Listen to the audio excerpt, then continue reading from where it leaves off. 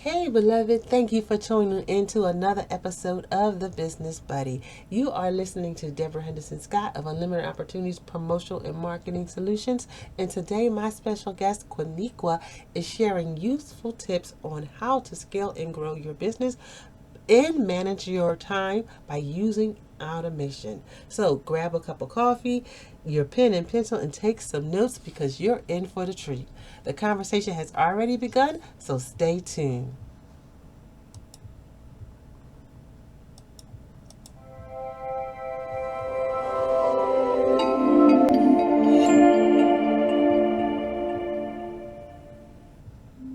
Okay, so my name is Kenniqua Jones, and I own and operate two businesses. So we have a website design and business consulting business, and we also do the virtual call center side on that side of the business. And then I have a secondary business where I help entrepreneurs launch and grow online businesses, specifically virtual call center businesses and virtual assistant businesses to kind of help people to monetize their skills and be able to just earn extra money. So whether that is going to be like a side hustle or they're trying to do it full time.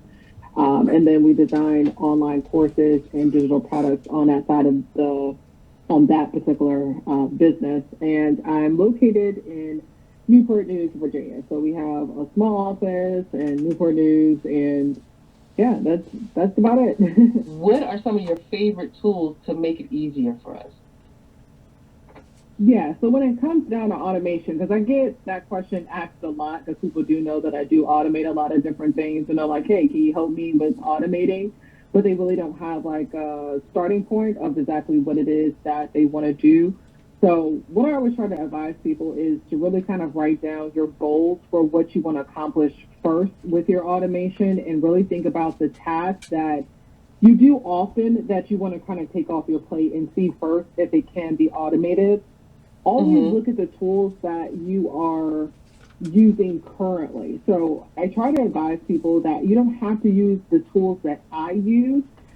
A lot of the tools that you're already using has ways that you can use automation within it.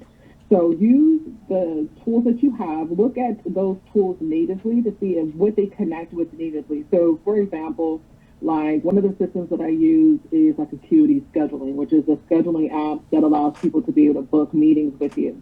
Mm-hmm. Well, within Acuity, it has integrations that it natively connects with, like Zoom, like Google Calendar, which what that does is it allows people to, when they book meetings with you, they automatically get a Zoom link.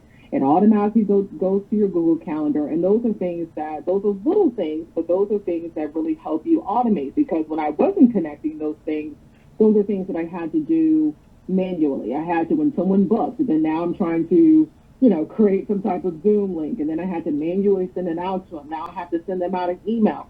A lot Right. of these systems they do, go through and connect. So look at the systems that you're working with first to see how you can go through and just take away the little tasks. Because especially if you're working as a solopreneur, and mostly I work as a solopreneur. Like I said, we do freelance. We do have things that I outsource, but overall, it's not like there's someone here 24/7 with me. So taking off some of the little tasks definitely is starting there. But if you don't see anything that you have in mind when it comes to automation, if you don't see it within the systems that you're currently working with, then you can go to third party systems, which one of my favorite ones is Zapier, which it allows for you to connect thousands upon thousands of different systems together and to really make them do what you want them to do. But again, having that goal of what it is that you want, and I'm a visual person, so I like to write it out. Like, hey, I want this to happen. When this happens, I want this to happen, and then I want this to happen. And so when I write it out clearly, step by step, then it allows for me to actually go through and implement the automation itself. Right, right. And that was one of my challenges when I was building my sales funnel, because I kept knowing what the end result was, but taking a step backwards to build those old fashioned call traits. And back in the day, we used to say, if they say yes, go to this one, or drop to this question. Now I'm trying to put that in the system it took me a minute to figure out how to make it work through email marketing and building sales funnel. What tips do you have for qualifying leads and building a sales funnel using automation? I think it really just depends on what type of business that you do have, Mhm. and what tools that you are using. So, like for example, one thing that we do as far as qualifying people, like on our website design, with our website design company, we personally like to use HoneyBook. So HoneyBook also has built-in automation within it, which I really love. And Okay. so it makes it easier too for people who are just starting out, especially as a service-based business, to set up automation because the automation is built in. You kind of just have to have the know-how of how to use HoneyBook and have the imagination of, how to, automate the things that you wanted to do. But on that side, how we take people through leads is creating contact forms that have certain information that we need. Like what is your Right. budget? What is it that what do you want to accomplish with your website design? How many pages that you need? And so this allows us to be able to get the information that we need, and then depending on what they respond to that, then we can go through and say, hey, we're going to then send them out, the link or brochure. And then once they go through and complete the brochure, then the system will automatically send them the link to book a meeting with us. So it really just Okay. depends on the system that you're using, and then what it is that, the goals that, what type of leads you are trying to bring into your business. But having some type of survey or contact form or something to kind of qualify a person is definitely going to be helpful, because even on that side of the business, one thing I found, I was jumping on Zoom calls with people that unfortunately, and not necessarily unfortunately, just in that part of their business journey, they weren't able to afford the services at that time, which was fine. But if we're so far apart, then doing the Zoom call, it just wasn't necessary for me to be able to do it because Right. we're just so far apart on call. And that again, that goes down to building the funnels and qualifying leads while you're prospecting, and then you don't get rid of them because one day they may be able to afford the service, or they may be at the point where we can recommend a service that'll work for them. So I always like to Absolutely. keep Yeah. those leads anyway because I can touch back to them with something else, especially with my promotional products business, because at one point they will need to grow and scale that way and build their brand on that level.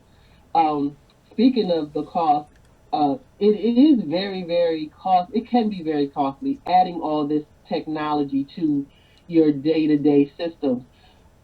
When I first started out, I'm a Girl Scout for life. I always say if it's free, it's for me. But sometimes the free systems don't give you all of the tools you need. And there are Yeah. some very effective free systems that you can use. When you first started creating the animation process to your business, what tools helped you the most starting out? Well, like you said, when I first started free, I was definitely the freebie person. And exactly like what you just said, free only takes you but so far. Most systems these days, they do come with a free version. But as you can imagine, most of them are going to be limited for you. Right. So I did start with a lot of free versions of different things. However, something that I found that did work, so let's say, for example, and this can actually work really various type of businesses. Like if people want to use a free, starting off anyway, free CRM system. I Hmm. used to use Street CRM all the time. I used to build these out, still build them out for clients and stuff like that at this point in time. But as a CRM system, you can use it for real estate. You can use it for your virtual call center business, virtual assistant business. It's so you can customize it and create it for any type of business that you want. And there is a free version of it. You actually get a lot with the free version. I mean, depending on how many leads that you're bringing into your business, and you can use it for a very long time for free. But with that system as well, you can connect that system with Zapier, and you can use the free version. So if you wanted to stay on the free plan, you can get up to, I think it's 5 different zaps using Zapier, Okay. and you can use those two systems together for free.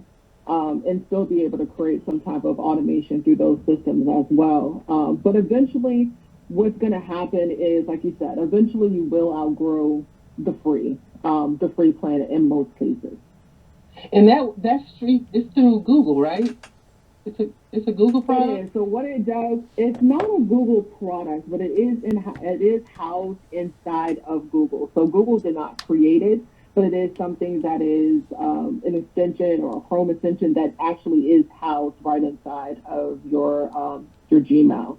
Oh, So it okay. is something like when people are asking me about CRM systems and maybe they HoneyBook or something might not be for them, it's still a system that I recommend to people because it's fairly. I'm not gonna.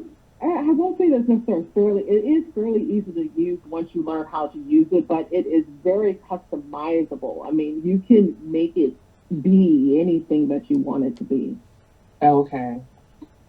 Being automated. One question that I hear a lot from entrepreneurs that if I automate everything, how do I know I'm giving my customers the best customer experience? Have you found that using automation took anything away from your customer experiences, and how are you touching that to make sure, or measuring that to make sure that it's still a good experience for your customer and it's seamlessly? Yeah, so a couple things that I find with automation is that number one, testing those systems, and actually when you're first setting them up, testing them and seeing how they do impact your customers. Because if there's a new automation that you just put in place for them to, complete an application form or sign this contract here, and just seeing that that's not being done in a timely manner, it's more likely than not that somewhere in the process, the clients or your customers are being held up. Right, And you really want to kind of evaluate the why. Why is this happening? And sometimes that could be because of your automation it and watching how it is impacting the clients and the customers. So, for example, one way that even though we do automate a lot of different things, of course, there's certain things that we cannot automate, but the things that we can automate, we do try to automate. But one thing that I try to do is I still try to put personal touches wherever I can. And how I mm, do that is by including video within my automation. So, oh for yeah, example, so I use a system called Loom. You can get it for free. It's LOOM. You can get it for free. You can add it to your Chrome extension. I'm actually on the paid plan because I do so many videos in there. But you can start off using it for free. But even if you pay for it, I don't think it's even that much for it. I think maybe like $10 a month if you pay for it monthly, and obviously much cheaper if you pay for it annually. But mm-hmm. what I do is at certain parts that I have automated is I do a quick video and I place that video at the point of that automation. And so what that does is it allows for the client or the customer to still get some experience with what I'm talking about and Mm-hmm. what they need to do without me having to actually physically tell them or physically walk them through something. And then at the point of automation as well, always kind of give like an out of the automation to allow for them to be able to reach out for help. So if they're experiencing some type of issue during the automation, that they know exactly how to reach you for help, and that, of course, obviously, that you respond back. So, like recently, we went and we're in the process of moving, and we found a Okay. place, and their whole system was automated. But I felt like the system was automated. It wasn't too client friendly. um, I got tripped up in the system. It wouldn't allow me to get through certain prompts. And to the point that it totally locked me out of the system, and my husband had to do it. And then he ended up getting through. It was just a whole hassle. To me, it was a mess of an Uh-huh. automation system. Like, yeah, I know you guys are trying to save some time, but this is kind of the client experience. I was really frustrated with it. And so that would be something like I would definitely tell them, like, hey, you guys need to make this system. And then you couldn't contact anybody. So every time there was a number that you called, and every time you called the number, it just routed you back to their website. So there was no out. Oh So wow. Yeah, so I hate definitely that. make sure that it's, yeah, exactly. And customers hate it. We all hate it. So you don't want to over automate where your customers feel frustrated because eventually they're going to be like, well, forget this. I'm not going to do this. Or they're just going to, the overall customer experience is going to be low. So definitely, test your system, see how your clients are responding to your system and react based off react or be proactive. It just depends on what you're watching, but definitely be sure that you are tweaking when needed. I mean, the way that I automated something is not going to be the same way that someone else automated something. Hmm. Um, and the way your clients or your customers may not respond the way that mine do, but definitely go through and just kind of just check and make sure that you give them away at each point of the automation that your phone number or your email address is available just in case they do get stuck somewhere through your technology because that happens as well too. I mean, technology also messes up. And having multiple businesses, a family, and some little ones, are there any tools that you use to balance that for work life? Yeah, so it's going to be on Trello. I use Trello for everything as far as productivity. So typically, what I'll do at the start of the week, so I'll either do it on Sundays, Sunday afternoon, or I'll do it on Monday morning. Hmm. Is that I'll come in. I still use a planner, so I like to write because I still like to decorate and use a whole bunch of stickers. Hmm. So I will go through and I use my planner and I'll write down, what I need to do for the week. I will put in my kids' events, basketball and stuff like that. So I'll put all of that inside of my planner. And then what I'll do is I have a Trello board that is my work planner Trello board. And I just input all of my tasks into, and I have it mapped out Monday, Tuesday, Wednesday, Thursday, Friday. And I have it all mapped out of what I'm doing each day, and I set the due dates for them. And Hmm. then as I go during the week, I actually went through and connected my Trello to Toggle, which Toggle is a free tool that that entrepreneurs can use to track their time. So I started tracking my time every time I come into the office because I need to Okay. know exactly, what it is that I'm working on and how long it's taking me to do something. Because that way I can kind of be like, you know what, this is just, taking me too entirely too long. Just like now, like we're trying to look for actually I think I found someone for like video editing. But Hmm. video editing, it takes forever for me to produce a YouTube video. Like I think a lot of times people they'll see the 15-minute video and they're like, oh, it's just 15 minutes. But actually, from writing the script to editing the video to writing the description to doing the thumbnail, it literally takes me about 8 to 9 hours every week to And do a 15-minute YouTube video. child, I love doing that, but you're right. It is very time consuming. I haven't started tracking that time. I think I might be a little afraid to figure out how much time it is costing me. But what's that tool called? That is Toggle. That's Toggle. Toggle. It's just Toggl. No E at the end. It's yeah, Toggl. And that's what I use. It's free. You can pay for the paid version, but really and truly, unless because like I'm on there, my husband's on there. When we'll be getting another like customer success person. They'll be on there, so you can add your team members on there, and they can all track the time. If you Uh-huh. want them to be able to put in if you want to be able to put in like their rate of pay and it to be able to accumulate. So when my other assistant was working, she Okay. had her account in there and she would track her time and it will automatically tell her, every day of how much money she earned every day because the Oh amount per wow. hour was in there. Yeah, so that was a paid feature, but it still was very inexpensive to, go through and do it that way. But there's so much you can do with the free version. You don't, another tool you can do for free that you don't necessarily have to, pay for it. But yeah, so I connect the two together. And by the way, I absolutely do not like editing. Like I rather just go through and just film content. Like I have so many topics. Like I have if if I could just sit and record, I have enough content of topics that I can do all my videos for the rest of the year and Hmm. probably and some. But being that I have to edit, I can't do that many videos just because of time.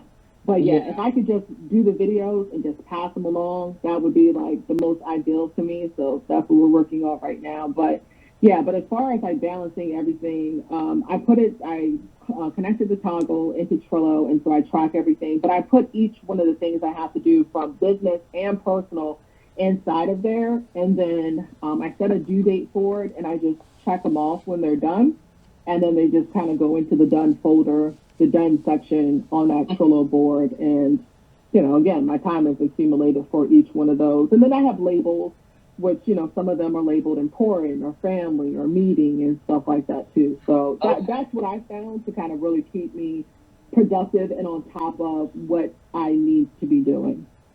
Gotcha. Gotcha. See, I would start working on it and then forget to sign out because I did that in the work when I worked. I would, when I worked in corporate America, I would always forget to clock out because I get so engulfed in the work, and then they literally had to tell me to go home. So that would Yeah. be a tool that I have to work on. Yeah, I had to start. What I started doing too is the Pomodoro method. Hmm. Um, to help me. And I don't always get up at the end of the 25 minutes because the Pomodoro method is like you working 25 minutes on, and then you take a 5 minute break, then you go back for 25 minutes. And you do that for, I think it's like 4 sessions of 25 minutes, and then you take like a longer break. Right. So I don't always get up during the break times, but I do try to practice that. That way I'm not so lost because I will sit at my desk. Like literally some days I'll come in at 9 o'clock and I won't even eat. Like Yep. I'll be so into doing work that I'll be here to 5 o'clock and I did not eat. I did not get up at all. I'm just sitting here just working because I got lost into something and I'm just sitting here just working and I haven't That's had it. anything to eat. That is my experience daily. And my husband Yeah. will come home and I'm cranky. He was like, "Did you eat?" That's always the first question. Did you eat? Because I'll be, like you said, engulfed in my day that I forget to take care of myself with a simple Yeah. thing like eating and getting water or stretching. Yeah. So Yeah, yeah. exactly. So that's why I started like, let me get up. Let me make sure that I get up and get away from the desk because I have like a quote unquote break area, lunch area. So now it's like, let me be intentional and let me get up and let me go to the table, turn on the TV, and let me actually sit down and take an actual lunch break. And not just be sitting at my desk because Yeah. some days I can definitely get lost in it. I can I definitely get me, lost me in and it. you both. I literally have timers on my phone and I still ignore them. But Yeah, I try. At least I know, okay, girl, you've been working for 4 hours and you ain't take a break. So get up and get some coffee or something. But yeah, this whole using the technology, when you're trying to stay competitive, especially in an industry like mine, promotional products, it's a huge industry, and if you don't stay competitive and automate your systems like the big guys, you'll get lost in it, and you'll lose creators because they can also just go on Google or go on, anywhere and find a 99-cent pen or 39-cent pen. But to make it more useful and to design what I do, I need to have more user friendly systems in place. So that's why automation was a big part of my process, just for that reason. And it yeah, eliminates, definitely. like you said, wasting time on non-qualifiers. Of time on unqualified buyers. And like you said, they may become buyers at a later time. One thing that we started implementing was making sure that we do ask people exactly what it is that they need, like especially when it comes to website design, what it is that they need. Because even though they may not be able to, like you said, they might not be able to afford a full, 5 to 6 page website. They might not be able to necessarily afford that particular price.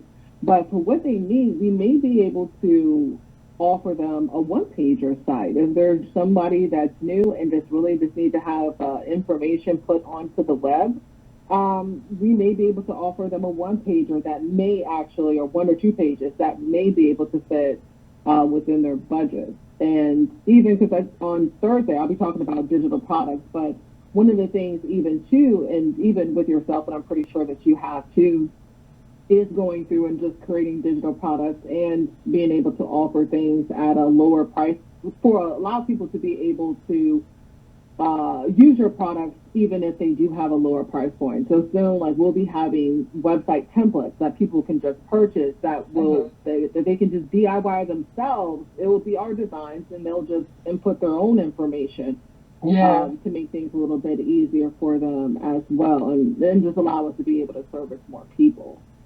Yeah, I do that with for those folks who know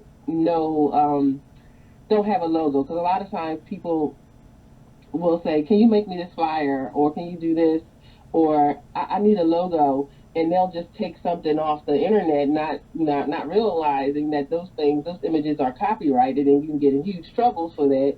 Um, they'll just create a whole email and a whole all kinds of marketing material around somebody else's design, and so creating things for them that has royalty free art has been a product that I started using, because folks think that you can just take something off the internet and call that your logo. Yeah, no. And explain it to them. They'd be like, "Well, why?" And I'm like, "Okay, let them send you. You'll know why when they send you that cease and desist." Yes, absolutely.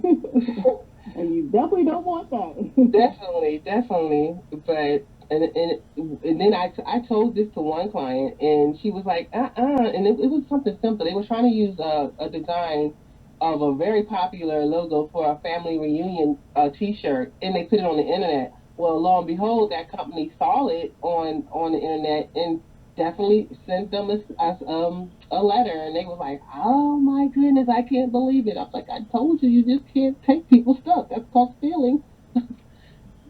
Yeah, But wow. Yeah, I think sometimes too, I think that, small businesses may not necessarily think that these large businesses see you. right, So right. they're like, oh, I can use it. They won't see me. Like, oh, yeah, the internet and social media has made it where they can definitely see you much, much more than they were able to before. So, Yeah, and believe it or not, those people like Disney, they be looking. They look. hmm. Well, thank you so much for sharing your wisdom. Before we go, is there any other useful suggestions for the busy entrepreneur, um, in like yourself and I, that you can share that might help ease the pain of running a successful business alone? No, I mean that is pretty much it. Automate where you can. Don't get overwhelmed with trying to set up all of the automations and trying to recreate the system that you see someone else do. It's really just about taking a task here and there off your plate. So just automate where you can. Um, Again, if it's something that you're doing often in your business and it's something that does not require you per se to actually do, then more likely than not, it is something that you can certainly automate. If you're looking at the systems that you're using and you're not being able to get to the goal that you need in order to be able to like automate that thing, Hmm. then you may need to look into different systems and tools. And sometimes, like you were saying before, like when you're using free systems specifically, um, you may have to go through and change over to paid plans or different systems, and instead of trying to piece systems together, because I know when I first started again using free systems, I was going through and piecing systems together. I was using this one free system that would do this part, and then I was using another free system that would do that other part, instead of just using a paid system that will do all of the parts. So maybe look into doing that.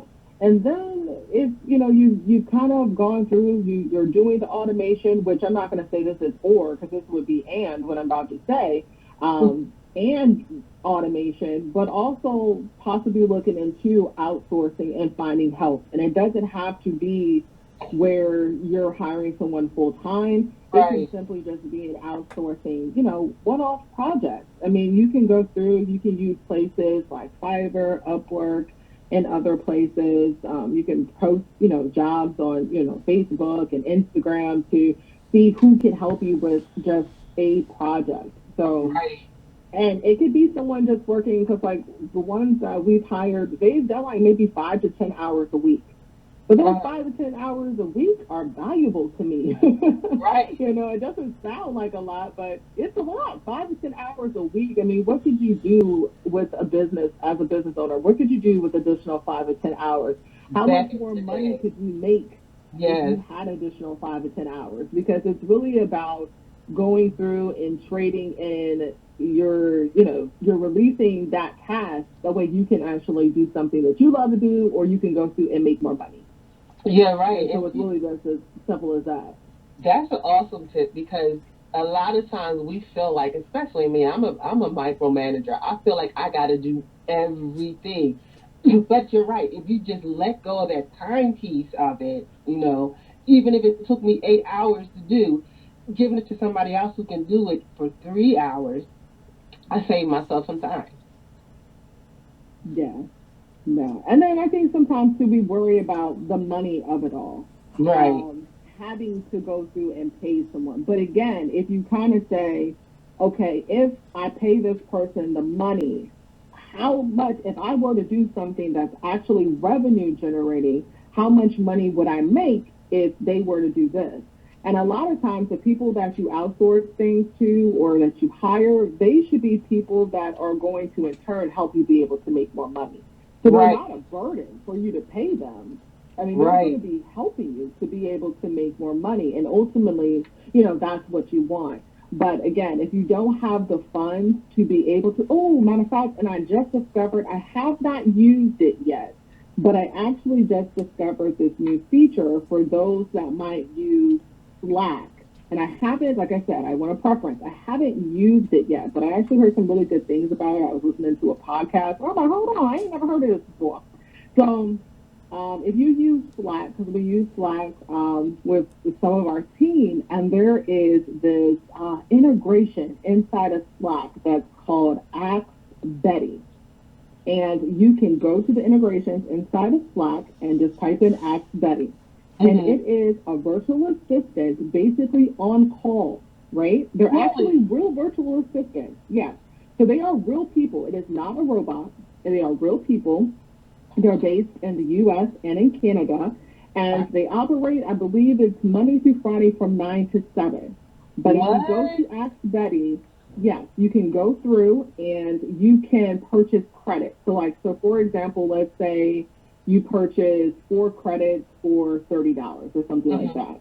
And you type in your task. So let's say you want to say, hey, Ask Buddy, can you make me a graphic?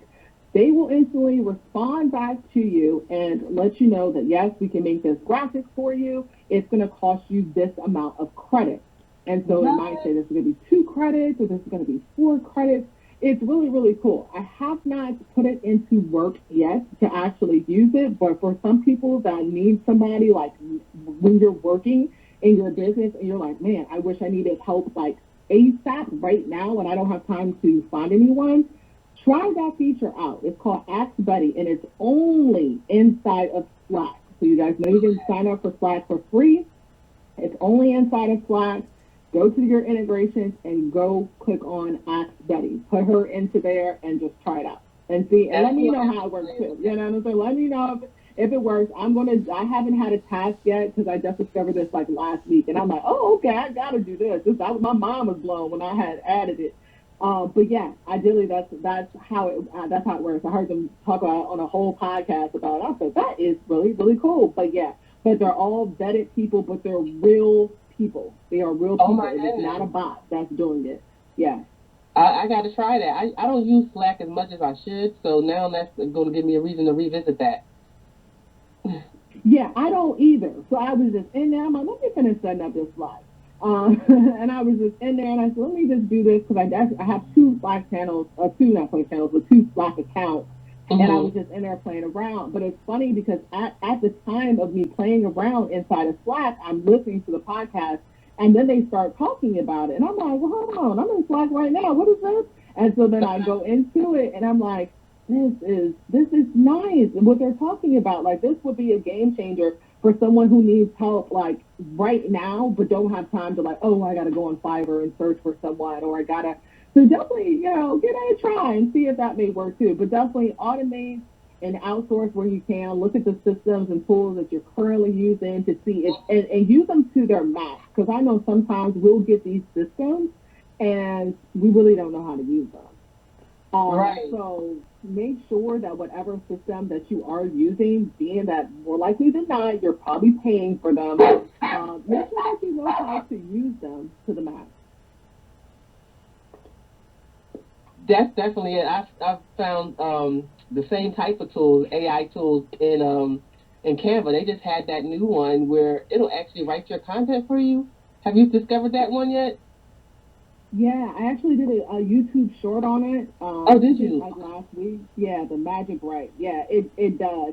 The only thing that I did notice about it, and it is a really good feature. The only thing I did notice about it, and I don't know if it's because it maybe had saved cookies, and I did notice that I used it twice. I put in the same thing on different occasions, and it gave me the exact same response.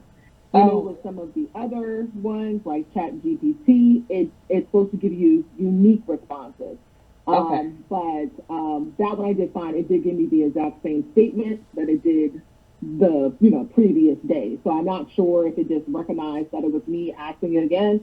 It's maybe the reason why I did it. I'm not sure why, but it's definitely a great tool to use too to be able to. And I definitely think people should use those type of systems as well to make their job easier, especially if you're Mhm. working by yourself. Mhm.